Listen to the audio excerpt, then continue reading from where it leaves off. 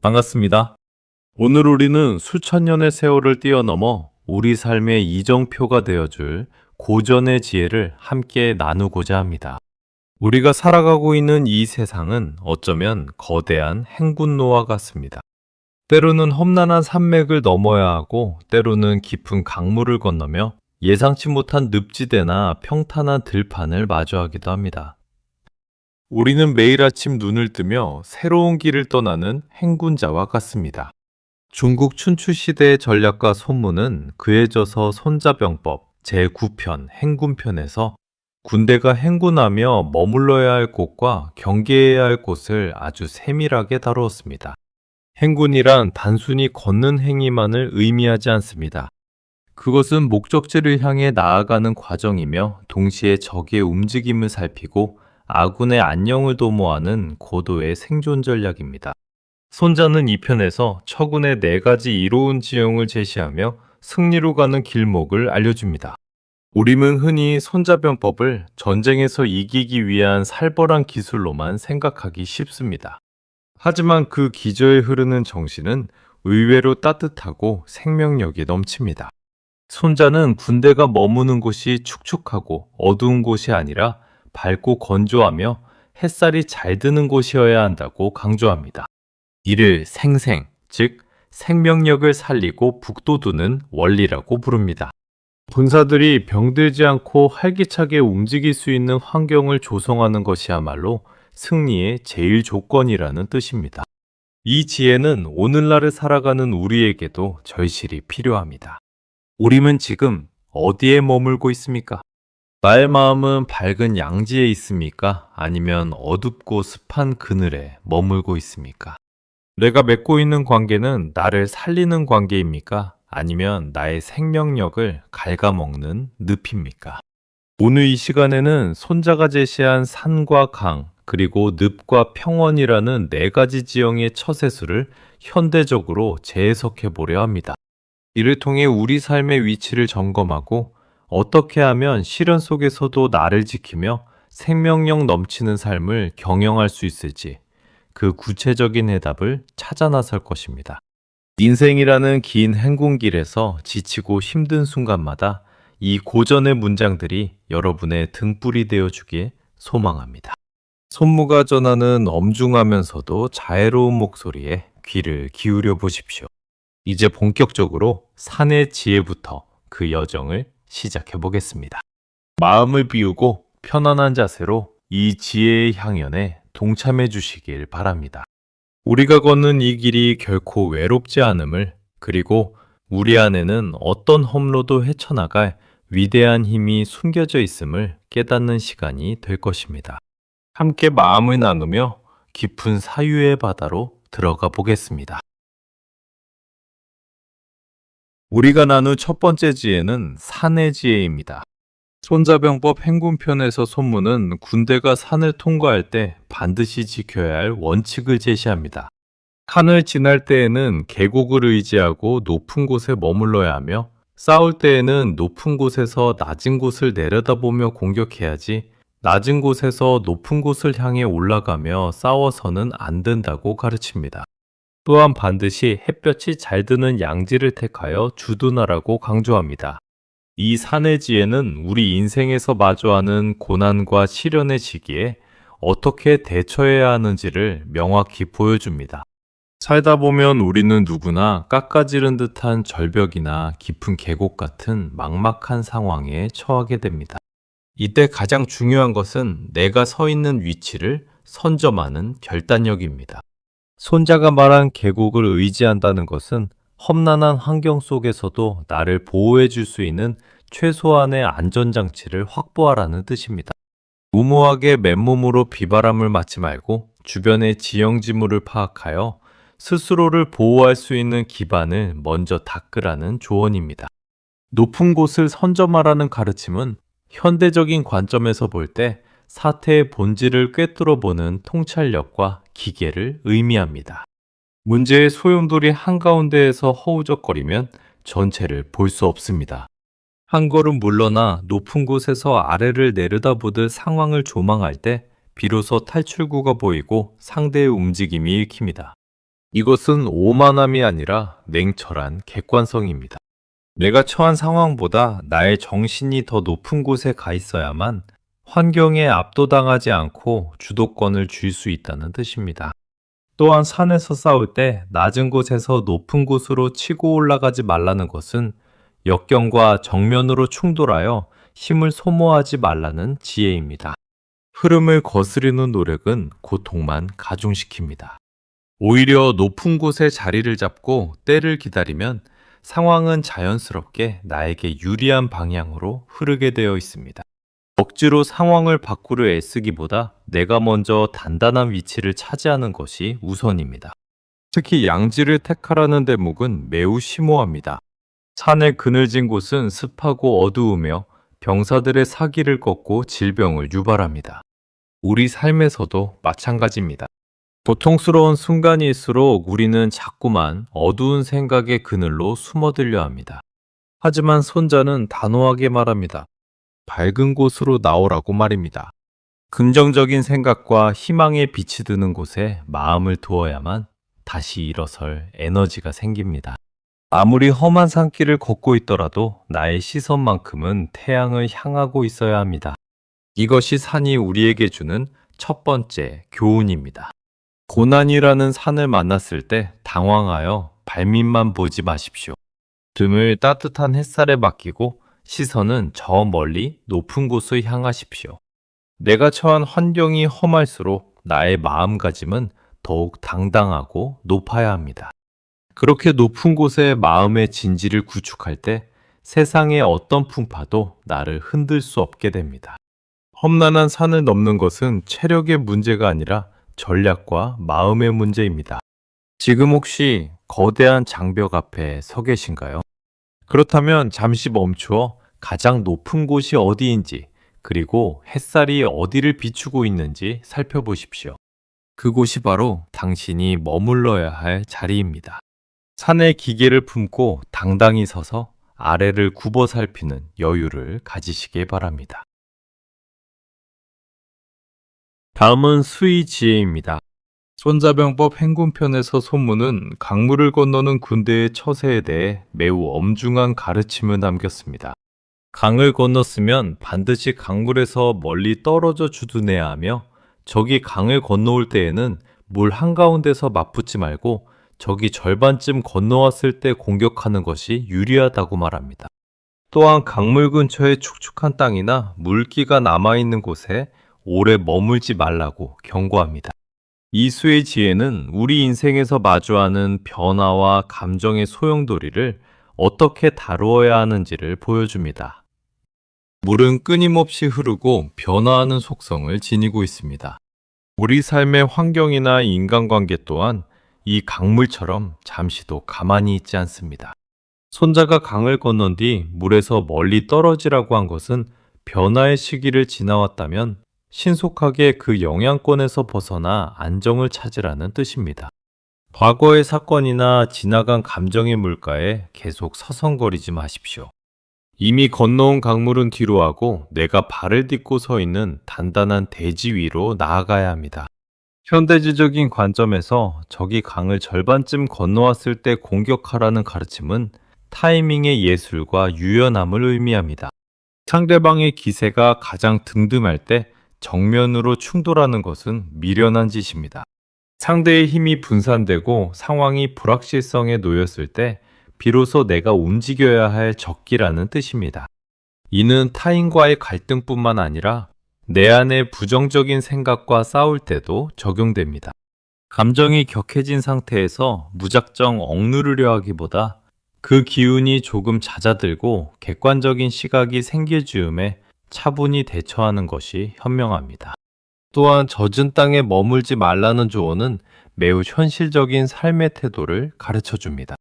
강가 주변의 축축한 땅은 겉보기엔 평탄해 보일지 몰라도 금세 발이 빠지고 병사들의 건강을 해칩니다. 우리 주변에도 이런 젖은 땅 같은 환경이 있습니다. 늘 불평불만이 가득한 모임이나 나를 감정적으로 소모하게 만드는 습한 관계들입니다. 그런 곳에 오래 머물면 나도 모르게 마음의 병이 들고 의지가 약해집니다. 손문은 단호하게 말합니다. 그곳은 네가 머물 자리가 아니니 즉시 마른 땅으로 옮겨가라고 말입니다.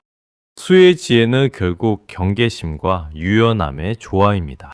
물처럼 유연하게 상황에 적응하되 결코 물에 휩쓸리거나 물가의 습기에 젖어들어서는 안 된다는 것입니다. 삶의 풍랑을 헤쳐나가는 과정에서 우리는 수많은 강을 만납니다. 그때마다 기억하십시오. 강을 건너는 것은 목적지에 가기 위한 과정일 뿐 강 자체가 목적지가 되어서는 안 됩니다. 우리는 지금 어떤 강을 건너고 있습니까? 혹시 이미 건너온 강물 옆에서 젖은 발을 말리며 과거를 후회하고 있지는 않으신지요? 아니면 축축한 감정의 늪에 빠져 한 발자국도 나아가지 못하고 계신가요? 손자의 가르침을 따라 이제 그만 물가에서 일어나십시오.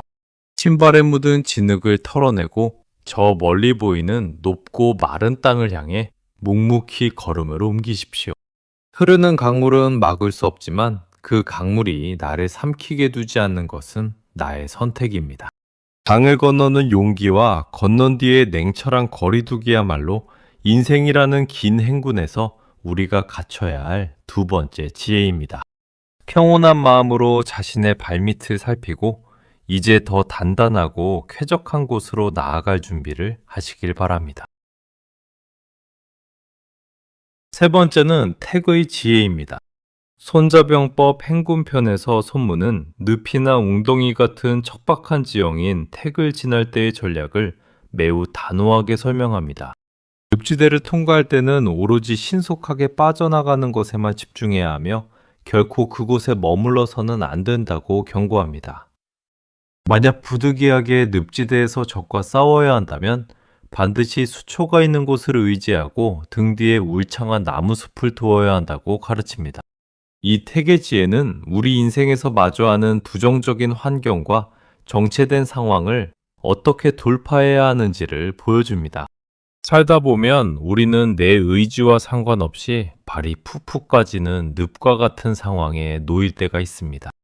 해결되지 않는 해묵은 갈등, 나를 갉아먹는 유해한 조직 문화, 혹은 끝이 보이지 않는 무력감 같은 것들이 바로 인생의 늪입니다.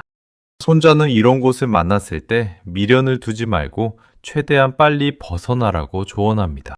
늪은 머무를수록 깊이 빠져들 뿐 그 안에서 무언가 대단한 성과를 내려는 시도 자체가 위험하기 때문입니다. 현대적인 관점에서 늪지대를 신속히 탈출하라는 가르침은 결단력 있는 환경 정리를 의미합니다. 우리는 때로 익숙함이라는 미명 아래 나를 병들게 하는 환경에 안주하곤 합니다. 하지만 그곳은 생명력이 고갈되는 곳입니다. 선무는 그곳이 네가 뿌리내릴 땅이 아니라고 일침을 가합니다. 잘못된 길에 들어섰음을 깨달았을 때 가장 현명한 전략은 뒤를 돌아보지 않고 뛰쳐나오는 용기입니다. 체면이나 과거의 노력이 아까워 머뭇거리는 사이 당신의 생명력은 늪바닥으로 가라앉고 맙니다. 또한 어쩔 수 없이 늪에서 싸워야 할 때 수초와 나무숲을 의지하라는 조언은 최악의 상황에서도 나를 지탱해줄 최소한의 지지대를 찾으라는 지혜입니다. 주변이 온통 진흙탕일지라도 그나마 뿌리가 단단한 풀, 폭이나 든든한 나무와 같은 존재를 찾아야 합니다. 이는 힘든 시기에 나를 믿어주는 단 한 사람의 진심 어린 위로나 내가 평소 쌓아온 도덕적 신념과 같습니다. 사방이 흔들릴 때 나를 붙잡아 줄 수 있는 내면의 기둥을 확보하는 것, 그것이 늪에서 살아남는 법입니다. 늪지대의 특징은 흐르지 않고 고여있다는 점입니다. 고인물은 썩기 마련이고 그 주변은 음습한 기운이 감돕니다. 우리 마음도 이와 같습니다. 과거의 상처에 매몰되어 있거나 타인에 대한 원망을 가슴에 품고 있다면 그것이 곧 마음의 늪입니다. 그곳에 오래 머물면 영혼이 탁해집니다. 손자는 우리에게 맑은 물이 흐르는 강이나 햇살이 비치는 산으로 나아가라고 독려합니다. 태그 지혜는 우리에게 멈춰야 할 때와 떠나야 할 때를 알려줍니다.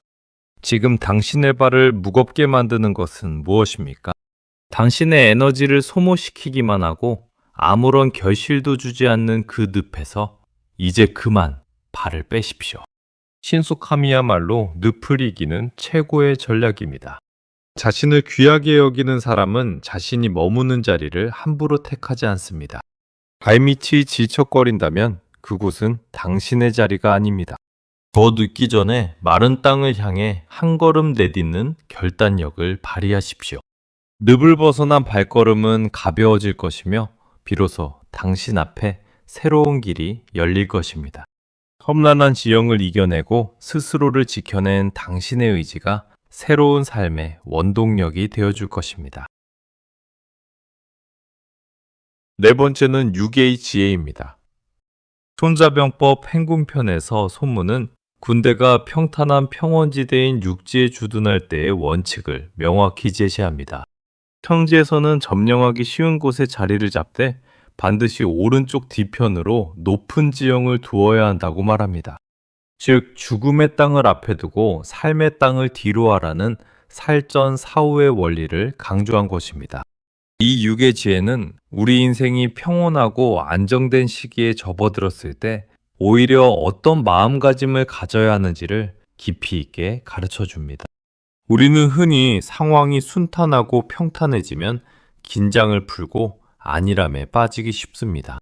하지만 손자는 바로 그 평온에서조차 등 뒤에 든든한 언덕을 두어 만약의 사태에 대비하라고 조언합니다.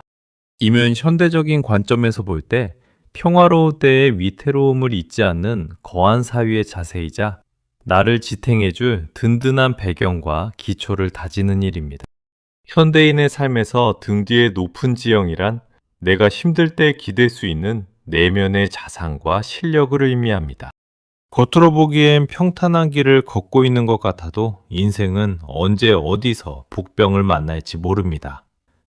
이때 나를 지켜주는 것은 화려한 겉모습이 아니라 보이지 않는 곳에서 묵묵히 쌓아온 전문성, 가족과의 유대감, 그리고 흔들리지 않는 자기 철학입니다. 앞은 탁 트여 있어 미래를 향해 나아가기 좋게 만들고 뒤는 단단히 받쳐주어 물러설 곳을 확보하는 것. 이것이 바로 지속 가능한 안정을 만드는 비결입니다. 또한 죽음의 땅을 앞에 두고 삶의 땅을 뒤로 하라는 가르침은 배수의 진과는 또 다른 의미의 영리한 생존 전략입니다. 내가 처한 위험 요소를 내 눈앞에 두어 늘 깨어있게 하되 나의 근본과 기반은 안전한 곳에 두어 심리적 안정감을 확보하라는 뜻입니다. 우리는 위기를 외면할 때가 많지만 손자는 위기를 정면으로 응시하라고 말합니다. 위험을 인지하고 있을 때 비로소 우리는 진정으로 안전해질 수 있기 때문입니다. 유계지에는 결코 안주함이 아닙니다. 그것은 가장 평화로운 순간에 가장 치밀하게 내일을 준비하는 능동적인 평온함입니다. 평지는 사방이 노출된 곳입니다. 그만큼 기회도 많지만 위협도 도처에 널려 있습니다. 손문은 우리에게 말합니다. 평탄한 길을 걷고 있다고 해서 마음까지 풀어헤치지 마십시오. 등 뒤에 든든한 산을 두고 발밑의 단단함을 확인하며 한 걸음씩 나아가십시오. 지금 당신의 삶이 평탄하다면 그것은 축복입니다. 하지만 그 평온 위에서 당신은 어디에 등을 기대고 있습니까? 나를 지켜줄 내면의 언덕은 충분히 높고 단단합니까? 평지의 여유를 만끽하되 시선은 늘 지평선 끝의 변화를 살피는 깨어있는 행군자가 되시길 바랍니다.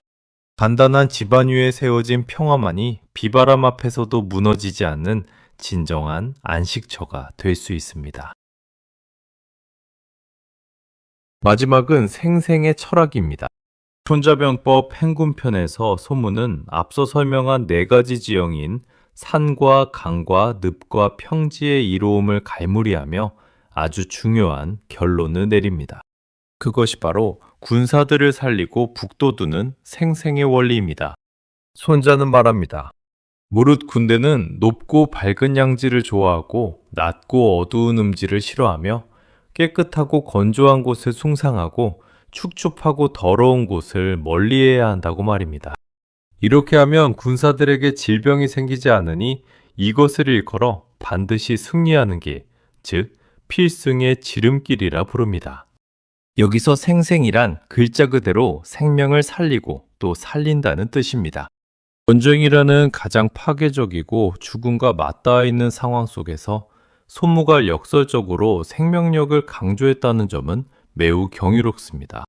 승리는 단순히 적을 죽이는 기술에서 오는 것이 아니라 아군의 생명력을 얼마나 건강하게 보존하고 극대화하느냐에 달려있다는 통찰입니다.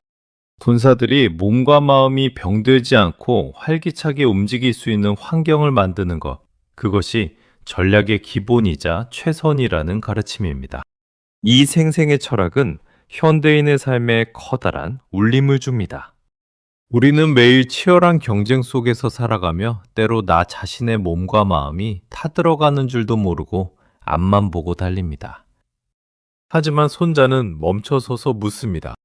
당신이 지금 머무는 곳은 당신을 살리는 곳입니까? 아니면 당신을 서서히 시들게 하는 곳입니까? 밝고 건조한 양지는 긍정적인 생각과 맑은 정신을 의미합니다. 반대로 어둡고 습한 음지는 비관적인 태도와 타성에 젖은 무기력함을 상징합니다. 생생의 지혜를 우리 삶에 적용한다는 것은 나를 귀하게 여기는 태도에서 시작됩니다. 내가 먹는 음식, 내가 만나는 사람, 내가 내뱉는 말 한마디가 나의 생명력을 북돋우고 있는지 살펴야 합니다. 나를 병들게 하는 독한 감정이나 부정적인 환경을 과감히 걷어내고 밝고 따뜻한 기운이 감도는 곳으로 나를 인도하십시오. 내면의 에너지가 충만할 때 우리는 어떤 외부의 위협에도 흔들리지 않는 단단한 방어막을 갖게 됩니다.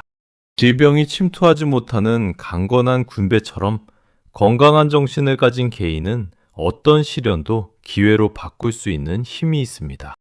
또한 생생은 나를 넘어 타인을 살리는 포용의 미학으로 확장됩니다. 진정한 리더는 구성원들의 길을 살리고 그들이 가진 잠재력을 꽃피울 수 있는 환경을 조성하는 사람입니다.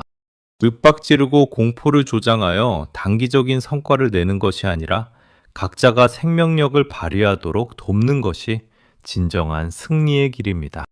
가정에서나 직장에서 우리가 머무는 공간을 생생의 기운으로 채울 때 비로소 화합과 번영이 찾아옵니다. 손무가 강조한 필승의 비결은 멀리 있지 않았습니다. 그것은 바로 생명에 대한 경애와 그것을 지키려는 정성이었습니다. 아무리 좋은 전략과 무기가 있어도 그 주체인 사람이 병들고 시들어 있다면 아무 소용이 없습니다. 인생이라는 긴 행군길에서 가장 믿음직한 아군은 바로 건강한 나 자신입니다. 지금 당신의 마음속에 햇살이 비치고 있나요? 당신의 일상은 생기로 가득 차 있습니까? 혹시 스스로를 너무 몰아세워 내면의 샘물이 마르고 있지는 않은지 돌아보십시오. 이제 스스로에게 따뜻한 양지를 선물하십시오. 밝은 곳으로 나아가 숨을 고르고 생명의 기운을 채우십시오. 당신이 스스로를 살리기로 마음먹는 순간 승리는 이미 당신 곁에 와 있을 것입니다.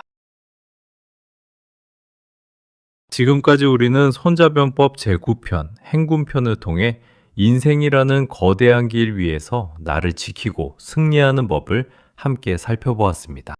산의 기계와 강의 유연함, 늪의 결단력과 평온의 안정, 그리고 이 모든 것을 관통하는 생생의 철학까지. 수천 년 전의 문장들이 오늘날 우리에게 건네는 조언은 실로 묵직하고도 따뜻합니다. 행군이란 결국 멈추지 않고 나아가는 것입니다. 하지만 무작정 걷는 것만이 능사는 아닙니다. 손무가 우리에게 가르쳐준 핵심은 내가 지금 어디에 서 있는지, 그리고 내가 머무는 곳이 나를 살리는 곳인지를 끊임없이 살피라는 성찰의 자세입니다. 험한 산을 만났다고 좌절할 필요도 없으며 평탄한 길을 걷는다고 자만할 이유도 없습니다. 산에서는 높은 곳을 향하고 강을 건너면 물가에서 멀어지며 늪에서는 신속히 빠져나오는 지혜만 있다면 우리는 어떤 지형에서도 길을 잃지 않을 것입니다. 무엇보다 우리가 가슴 깊이 새겨야 할 단어는 생생입니다. 삶의 목적은 단순히 살아남는 것에 있지 않습니다.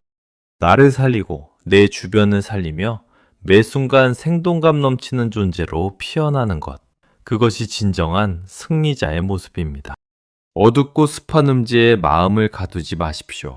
당신은 햇살이 내리쬐는 양지에서 당당하게 걸어갈 자격이 있는 귀한 존재입니다. 인생이라는 행군은 때로 고단하고 외롭습니다. 하지만 보이지 않는 기운을 잃고 스스로의 운명을 경영하는 법을 터득한 당신에게 세상은 더 이상 두려운 전쟁터가 아니라 거대한 배움의 장이 될 것입니다. 당신의 등 뒤에는 단단한 산이 있고 당신의 눈앞에는 희망찬 평원이 펼쳐져 있습니다. 오늘 우리가 나눈 이 지혜의 조각들이 당신의 지친 발걸음에 작은 쉼표가 되고 다시 일어설 수 있는 단단한 지팡이가 되어주길 소망합니다. 당신이 걷는 모든 길에 따스한 햇살이 함께하기를, 그리고 당신의 내면이 언제나 생생한 기운으로 가득 차오르기를 진심으로 기원합니다. 긴 시간 함께해 주셔서 고맙습니다. 당신의 행군을 언제나 응원합니다. 평안한 시간 되시길 바랍니다.